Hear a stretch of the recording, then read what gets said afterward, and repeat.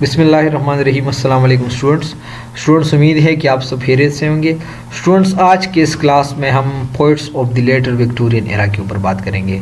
आपको बेटा मैं एक रिमाइंड देता हूं कि हम a critical history of English literature जो कि डॉक्टर बी.आर. मलिक साहब ने लिखी है, इसको हम प्रॉपर्ली शुरू कर चुके हैं एंड ऑलमोस्ट 1010 लेक्चर जो है वो हम अपलोड कर चुके हैं। और जो हमारे पास अर्ली विक्टोरियन एरा है, अर्ली विक्टोरियन एरा जो है ये हम ऑलरेडी कर चुके हैं। उसके कंप्लीट हर एक मोमेंट या हर एक जो उसके पहलू है उसके ऊपर हमारे लेक्चर मौजूद है। अब हम बात करेंगे जो हमारे पास लेटर विक्टोरियन एरा है, later Victorian era.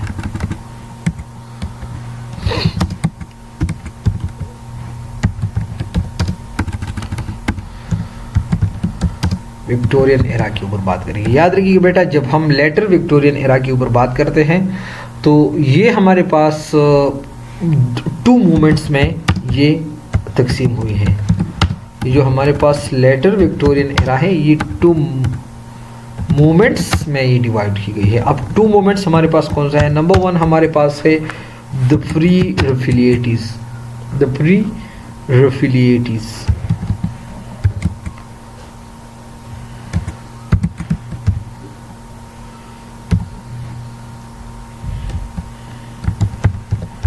Free रेफिलिएटीज and next जो हमारे पास है जी, और नेक्स्ट जो हमारे पास मूवमेंट है उसको हम कहते हैं द स्टैटिक मूवमेंट,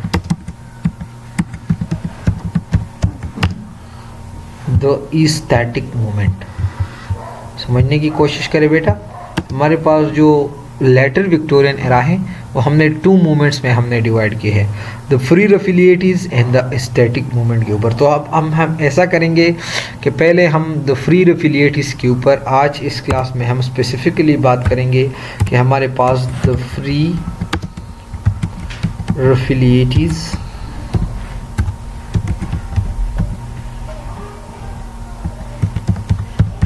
कौन थे और उनका कितना कंट्रीब्यूशन है और उन्होंने क्या कुछ जो है हमारे लिटरेचर को दी है। तो याद रखिए कि बेटा अगर हम द फ्री रेफिलिएटीज की बात कर ले तो इसका डेट आप लोगों ने ज़रूर याद रखना है। ये हमारे पास 1848 से शुरू होता है, 1848 से, ठीक है, ऑनवर्ड ये जाता है, ठीक है बेटा। ये हमारे पास एक्चुअली इन फ्री रेफिलिएटीज मूवमेंट जब हम डिस्कस करते हैं तो यहाँ पर हमारे पास 3 पेंटर्स का नाम आता है। 3 इंग्लिश पेंटर्स आप कह सकते हैं कि 3 हमारे पास इंग्लिश पेंटर्स हैं, 3 इंग्लिश पेंटर्स,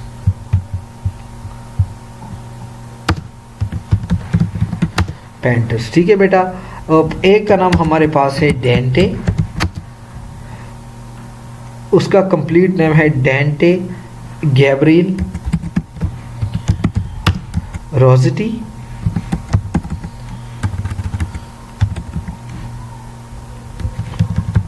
नेक्स्ट हमारे पास है John Everett Millais and third जो हमारे पास है तो वो हमारे पास है William Holman Hunt, William Holman Hunt, Holman Hunt. ये आप देख ले बेटा, ये हमारे पास 3 ग्रुप्स थे, उन्होंने एक सोसाइटी को फाउंड की। They found a society, society. अब ये हमारे पास कौन सा सोसाइटी है मैं पूरा डिटेल आपको देता हूँ। कब उन्होंने एक सोसाइटी को फाइंड किया, जैसे कि मैं आपको बता दिया 1848 में। 1848 में they founded a society and they called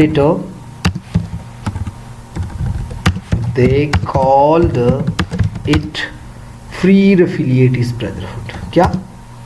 Free Affiliate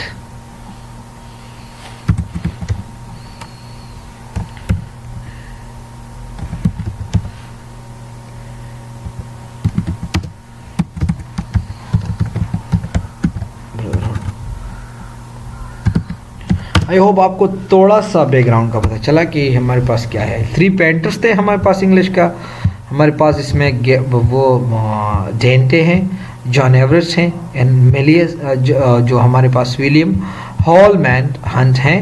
उन्होंने क्या की, उन्होंने एक सोसाइटी फाउंड की, जो कि उन्होंने क्या नाम दी उसको, they name this society the Pre-Raphaelites brotherhood. ठीक है बेटा। अब उन्होंने क्यों इसको ये नाम दी, actually they were inspired from Italian painters. ठीक है बेटा, they were inspired from the Italian painters before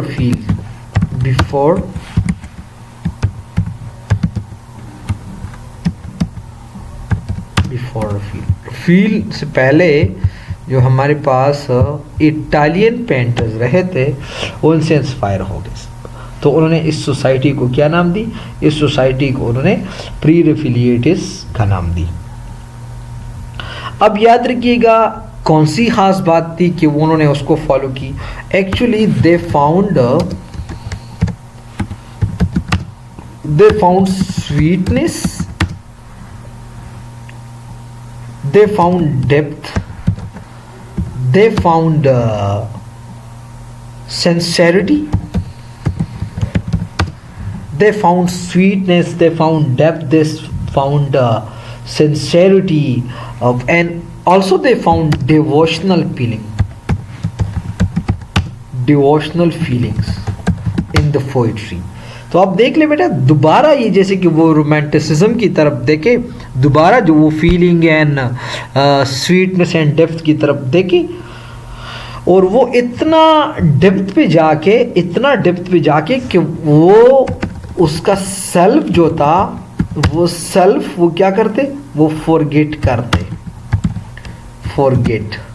अब याद, ये सेल्फ जब बंदा फॉरगेट करता है, आप लोगों ने नाम सुना होगा जॉन कीट। उन्होंने एक तकनीक यूज़ की, जिस तकनीक का नाम जो है, अगर आप लोग नेगेटिव कैपेबिलिटी,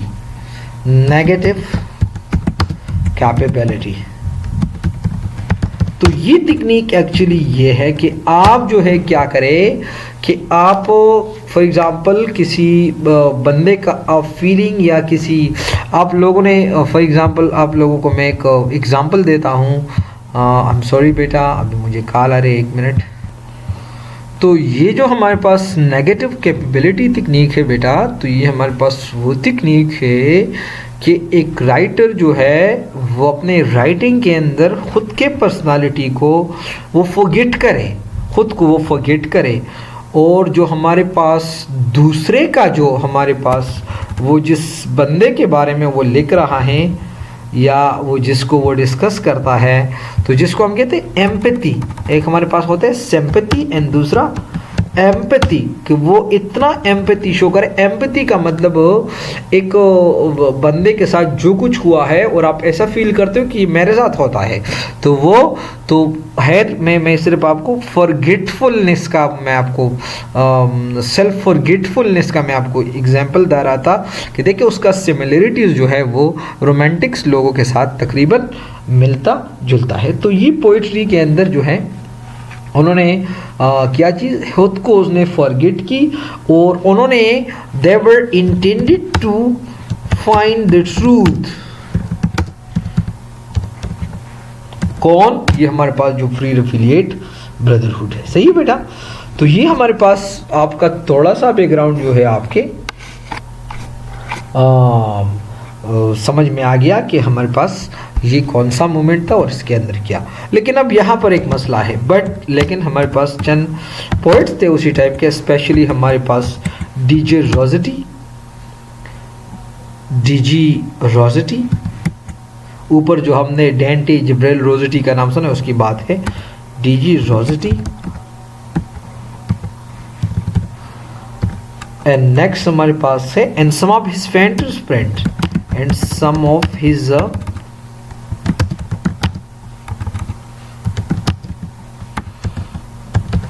फेंटर्स फ्रेंड्स वो और उसके चंद फेंटर्स दोस्त,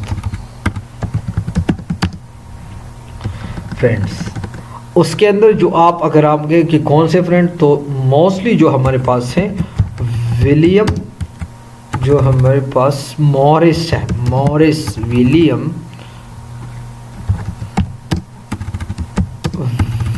William Morris, William Morris notably, and उसके साथ जो है स्विनबॉर्न भी है, स्विनबॉर्न। तो ये हमारे पास पोइट्स भी थे, वर पोइट्स टू। तो उन्होंने जो है उन पेंटिंग्स का, ये हमारे पास मैं आपको बता दिया कि इसके अंदर जो डीजी रोजेटी है और हमारे पास उसके विलियम मॉरिस जैसे कि स्विनबॉर्न हैं, वो पोइट्स भी थे। तो उन्होंने क्या की, उन्होंने वही पेंटिंग का जो इफेक्ट है, पेंटिंग्स का जो इफेक्ट है, उन्होंने वही इफेक्ट आपको पोइट्री के अंदर लाई। तो वही पेंटिंग का जो इफेक्ट है, तो उन्होंने वो पोइट्री के अंदर लाई, और वही पेंटिंग ने, the painting affected the poetry or their poetry, the poetry of that time or their poetry। तो शायद आपको थोड़ा सा बैकग्राउंड का पता चला कि वो पेंटर्स थे, और उन्होंने उन जो हमारे पास इटालियन पेंटर्स रिपील से पहले जो लोग रहे हैं, उनको उन्होंने क्या की, उसको फॉलो की, और वो पेंटिंग्स के अंदर इतने गहरे जाते थे कि वो ख़ुद को, वो जो है बिल्कुल सिंसेरिटी वो शो करता था, वो स्वीटनेस, वो डिवोशनल, मतलब 100% वो डिवोटेड होते। लेकिन उसके चंद दोस्त जैसे कि डीजी रोजेटी और उसके दोस्त, वो पोइट्स भी थे। तो उन्होंने वही जो पेंटिंग का इफेक्ट है वो अपने पोइट्री के अंदर लाई। आई होप आप समझ गए। और जब उन्होंने उसको वो इफेक्ट पोइट्री के अंदर लाई, so therefore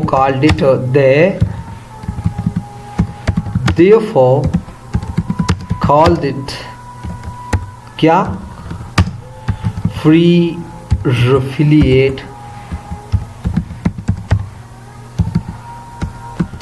school of poetry. I hope आपको समझ आ गया। ये एक्चुअली ये पेंटर्स थे, लेकिन उन्होंने जो है वो पेंटिंग इफेक्ट जो है वो क्या चीज़ में लाई, उन्होंने पोइट्री के अंदर लाई। So definitely they called it the Pre-Raphaelite school of poetry. Actually अगर उनके सम ऑफ देयर पोइट्री अगर आप देखें, तो वो उनका poetry is exactly like patches. उनका पोइट्री जो है वो it is exactly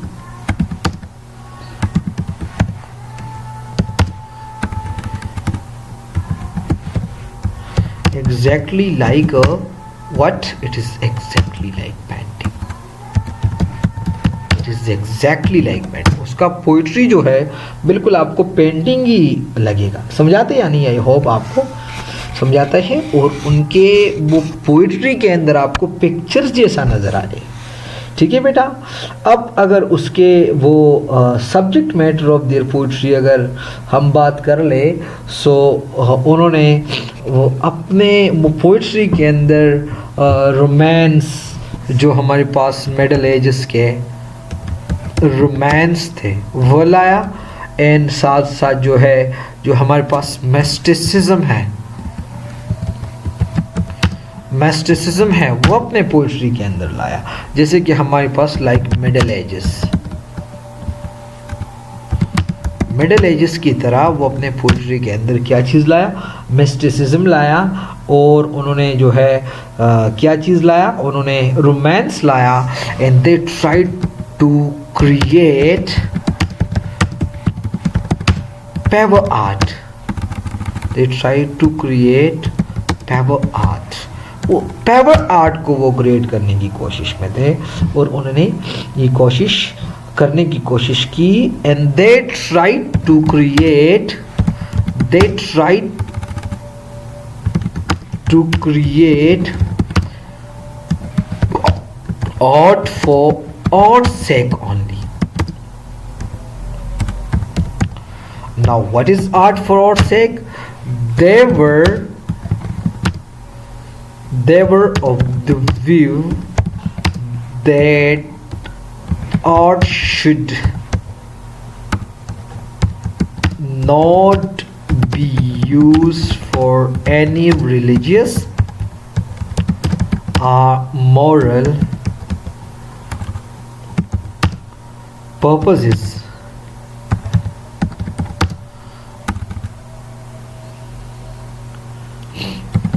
Rather it should be used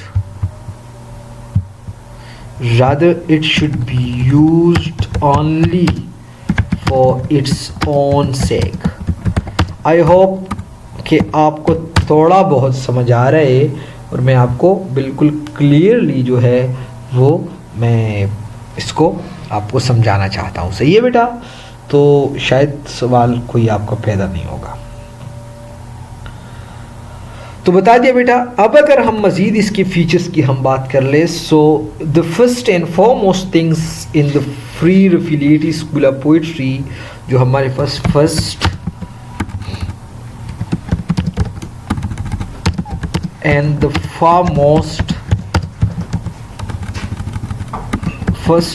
foremost thing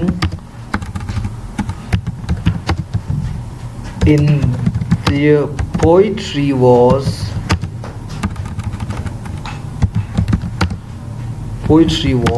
ये पिक्टोरियल थी, pictorial poetry थी। अब pictorial, what kind of poetry is this? It's a poetry like a pictures। इसके अंदर आपको पिक्चर्स जैसा चीज नजर आ जाएगा। ठीक है बेटा? और उनके जो पोएम्स थे, their poems were highly picturesque. Their poems were highly picturesque. Their poems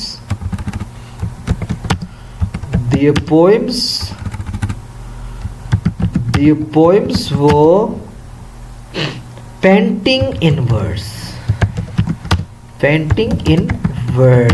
उनके पोएम्स जो थे वो वर्ड्स के अंदर पेंटिंग्स थे। आई होप आपको थोड़ा सा उसके वो बैकग्राउंड के बारे में थोड़ा बहुत नॉलेज आया कि उनके वो पोएम्स जो थे वो पेंटिंग्स थे लेकिन वर्ड्स के अंदर, और वो ऐसे वर्ड्स वो प्रोड्यूस करते थे जिससे कि वो पेंट को कलरफुल रंगों से वो सजाता है। ठीक है बेटा? अब अगर हम आगे बढ़े तो बता दिया कि these poets believed in what? They believe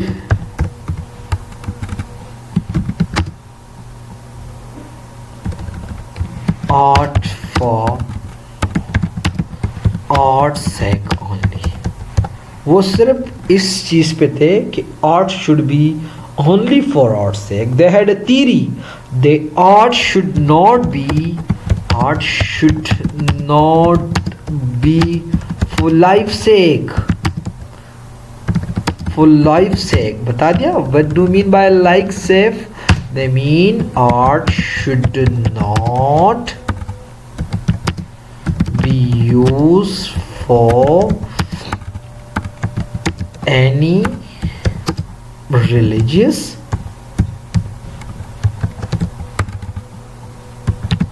or moral purposes। I hope आपको थोड़ा सा समझ आया।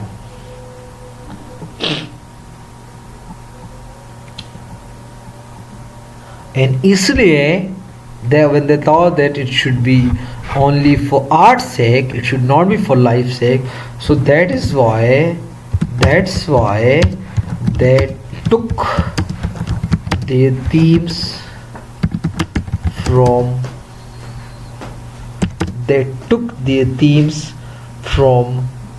जो हमारे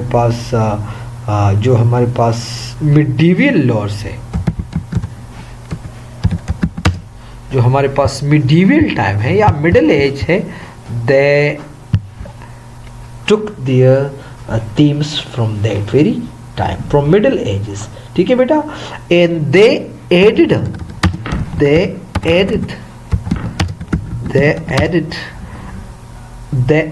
magical charm to their poetry.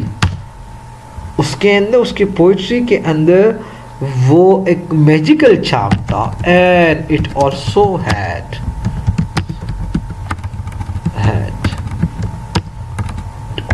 had beauty. It also had beauty. I hope थोड़ा सा आपको समझ आ गया. अगर हम फर्दर इसके और फीचर्स के ऊपर हम बात कर ले, सो their poetry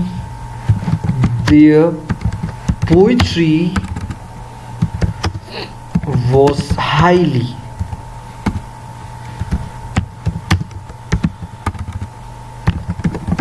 musical. इसकी पोइट्री हाईली म्यूजिकल है.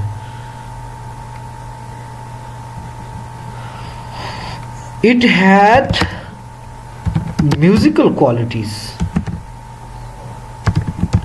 It had musical qualities. It didn't have only lyrics. सिर्फ लिरिक्स इसके अंदर नहीं होते, इसके अंदर म्यूजिकल क्वालिटीज भी होते थे. It is rich in melody. ये मेलोडी से भरपूर है. और इसलिए जो हमारे पास लेगोनिस, हमारे पास एक क्रेटिस है, क्या नाम है उसका? लेगोनिस. LEGOUIS.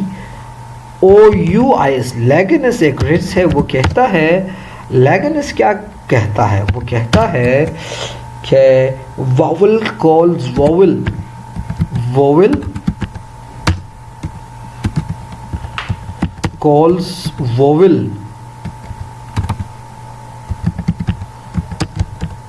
in the poetry of Fried Philietis, and consonant calls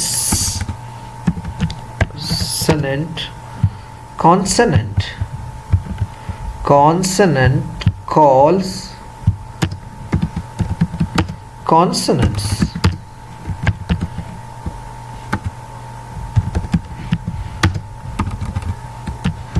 And consonants called consonants के उसके पोइट्री के अंदर वॉवल्स को फॉलो करते हैं, इन कॉन्सोनेंट्स को फॉलो करते हैं. And they often make a strong link. They often make a strong link. और ये लिंक किस चीज़ को वो प्रोवाइड करता है? ये लिंक आपको इतना मजबूत नजर आएगा, that is link through imagery. ये आपको इमेजरी में, ये आपको imagery through understanding, through excessive thinking आपको नज़र आ जाएगा कि यार वाकई जो है वॉवल जो है वो वॉवल्स के पीछे भागता है और कॉन्सोनेंट के पीछे भागता है. ठीक है बेटा. Now as you all know that when we are talking about an era, so we definitely talk about the critics of the era too. तो अब हमारे पास इस era के अंदर जो क्रिटिक्स थे, उन्होंने उस जो हमारे पास प्री रफिलिएटीज है,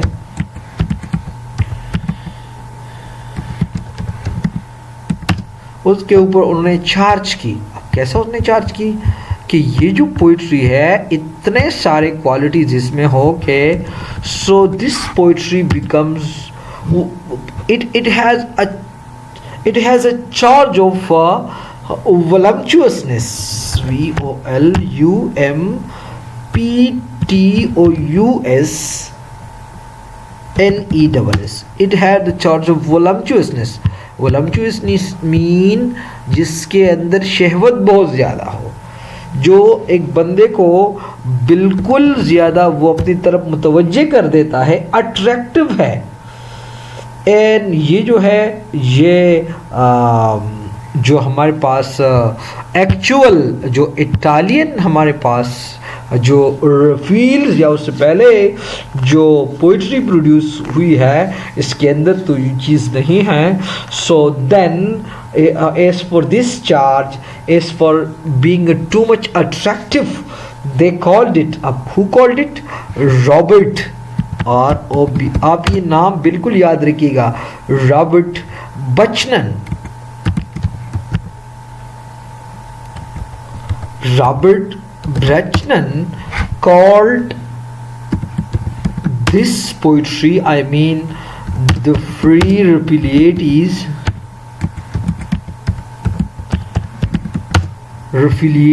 उन्होंने इस पोइट्री को क्या कहा इसके बारे में? उन्होंने इस पोइट्री के बारे में कहा कि ये पोइट्री जो हमारे पास है, it is just a flashy school of poetry. Poetry को ने क्या रिमार्क्स दी कि it is just a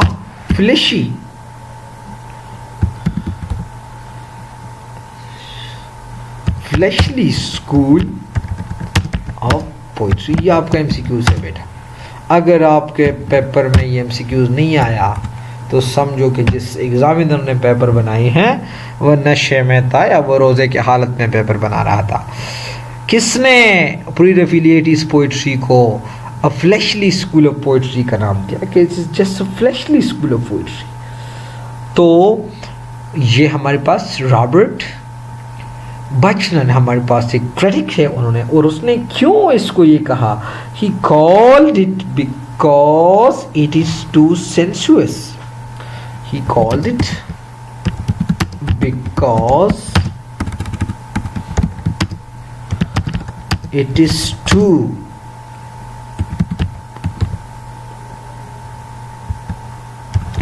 to sensuous. इसके अंदर सेंसुअस बहुत ज्यादा है।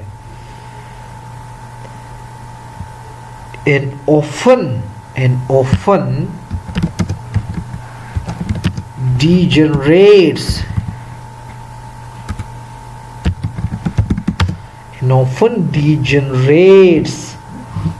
to the level of sensuality, to the level of sensuality। जो हमारे पास सेंशुअसनेस का जो लेवल है इसके लेवल को वो डीजनरेट कर देता है। ठीक है बेटा, तो इसलिए जो है उन्होंने उसको ये नाम दी कि it is just a fleshly school of poetry. तो बेटा ये हमारे पास थोड़ा सा जो हमारे पास प्री-रफिलिएटिस स्कूल था तो ये उसके बारे में था। अब इसके अंदर जितने भी हमारे पास राइटर्स हैं उनके ऊपर भी हम इंशाल्लाह लेक्चर्स वेरी सून अपलोड करेंगे। कोशिश करते हैं कि एक वीडियो के अंदर हम 2-2, 3-3 राइटर्स को हम डिस्कस कर ले तो इंशाल्लाह आप लोगों को फ़ायदा होगा। यहाँ तक बेटा आप लोगों का कोई सवाल हो तो आप पूछ सकते हैं, सवाल ना हो तो बेटा थैंक यू फॉर वॉचिंग बेटा, thank you for watching. And beta, I request you for the last time that beta stay persistent and hard work करे और आप परसिस्टेंट रहे, इंशाल्लाह बेटा कामयाबी आप लोगों को मुकद्दर होगी। ये जो हमारे पास B.R. मलिक हिस्ट्री है ये आपके ना सिर्फ टेस्ट पॉइंट ऑफ व्यू से बेहतर हैं बल्कि ये आपका नहीं, आपका ये इंटरव्यू में बड़ा काम आएगा। तो इंशाल्लाह मुझे पता है कि मेरे सब बच्चे अज़म से हैं, इरादे से हैं, इसलिए सारे वीडियोस भी देखते हैं और इंशाल्लाह वही साबित करेगा कि whatever and however was called impossible, it says I am possible. Impossible says, what does impossible say? Impossible itself says I am possible. I am possible. So inshallah, whatever and whenever we are doing something, we most of the time say inshallah, and one day or inshallah will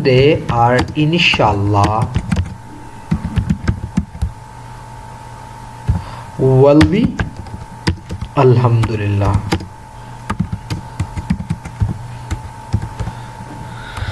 Will be alhamdulillah जो हमारे पास इंशाल्लाह है, one day वो इंशाल्लाह हमारा अल्हम्दुलिल्लाह होगी। तो थैंक यू बेटा, अल्लाह हाफिज़।